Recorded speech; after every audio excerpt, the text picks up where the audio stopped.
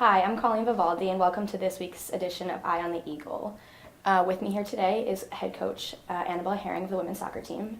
She was also a member of the 2002 Patriot League Championship team. So, Coach Anabel, could you just tell me a little bit about that and what it means to be a member of that, given that it's the 15th anniversary? Well, first of all, I can't believe it's been 15 years, by the way.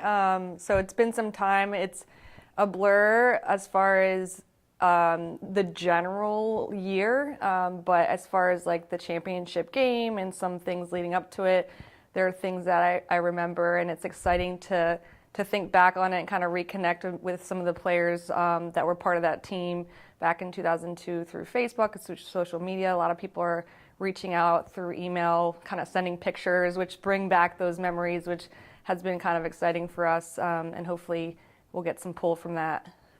Yeah, so entering the Patriot League tournament as a third seed, American went in to play Navy, and you got the game-tying goal and an assist. So if you want to walk me through, kind of the feeling on the sideline and on the field and what it meant to end up being the MVP of the tournament and, the emotions of the game. Yeah, so, I mean, it was leading up to the game, obviously, there was a lot of pressure, but not being in the tournament many times, that was, for us new. But we were ready. I think it was just a team effort. We were really unified as a team on and off the field. We were fit, which was really important. And obviously my personal, accomplishment was a success for me, and that was a personal high for my career, and being able to get a tying goal and get an assist to help the team win the game and have success was, obviously amazing and uplifting, and it's a memory that I always look back at, and can't take that away. And it's great to start to reminisce about it. Yeah, it's great. Given that you guys won the Patriot League, you actually had the program's first NCAA appearance, and you played crosstown rival Maryland. So if you want to kind of walk me through how that felt as a local to play, a crosstown rival in that game. Yeah, I mean, I think just being a local, like you have these staple teams in the area that are big programs that you always look up to, and I think the fact that we drew Maryland was kind of ironic and cool, and being able to play in a local area like Maryland, family could come and people that I knew, and played against people I had known just from club and stuff like that too. So it was, it was definitely like a competitive atmosphere that was fun and enjoyable, and I was glad that we didn't have to travel super far, which was awesome too. But it was definitely a great atmosphere, and it was awesome to be able to be that first team to be able to kind of have that birth into the tournament for the program. Yeah. So your head coach was Mike Brady, he's kind of like a AU legend. He played here and everything, and he coached you. So yeah. What are some aspects of his coaching and his passion that you use today as a head coach and as a former player? So Mike Brady was amazing for me. He was a mentor for me. He, didn't always do it in a way that a normal mentor would. I think there was times like on the field, he would yell my name and I knew exactly what he meant by it.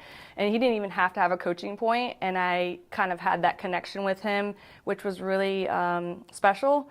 And, one of the things that he made me a better player by kind of bringing me down to earth, especially my first couple of years. He told me I didn't really train very well. And that was something that really stuck with me, being able to obviously please your head coach, but also be the best player you can be. And he kind of pointed me out and said I wasn't. I kind of was a gamer. I didn't train well. And ever since that, I sought out to be the best in training, and that made me a better player. I was scoring goals in training, which translated to the games.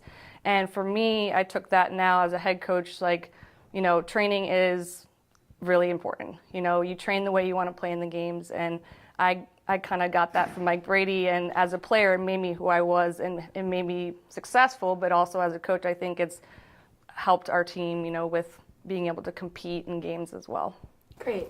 And then have you kept in contact with any of your former players and staff, and Mike Brady included, since the 15th anniversary? You mentioned getting some emails and things like that. So yeah. Do you have any friends that are local or around? I feel like a lot have kind of gone and is dispersed throughout the country, which is kind of cool in itself, but also hard to keep in touch. We're all at an age where, we're starting families, we're delved into our jobs, we're having kids, so it's always a little bit tough to keep up, but I feel like social media has been huge, like Facebook, we have our Facebook group, every once in a while text groups and stuff like that, and now that the 15-year anniversary is up, people are starting to kind of come out of the woodwork and share pictures and stuff like that, which is really cool to see, but no one that, I've stuck with this whole time, it's more just kind of communication and again, like you kind of go your own way and you start your own career and stuff like that. But in our own little special way, we're all kind of still connected,